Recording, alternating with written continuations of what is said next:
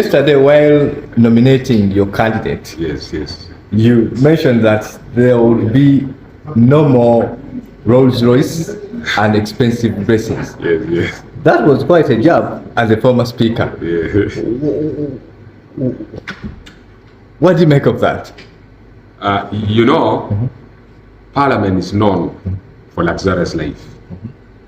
And wherever we travel across the world, people tell us that your parliament is corrupt, you are living luxurious life. Then I thought of bringing it to the members of parliament so that they know that my candidate shall never live a luxurious life, shall live according to our means. It's quite dangerous seeing public funds being mismanaged, public funds being kept in somebody's house. I think that is not nice at all. That's why we are saying, let the kind of luxurious life be avoided.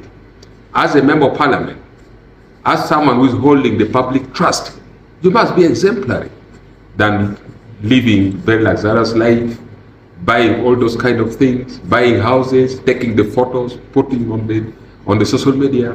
It doesn't augur well at all. Norbert Mao, again the speaker, and yielded. Anita Among, only to get 15 votes at the end. So, what do you make of that? I want to congratulate him for making the attempt.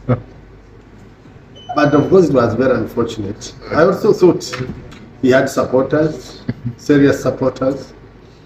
But let him take heart. I think Ugandans or parliament understood him, but never believed him.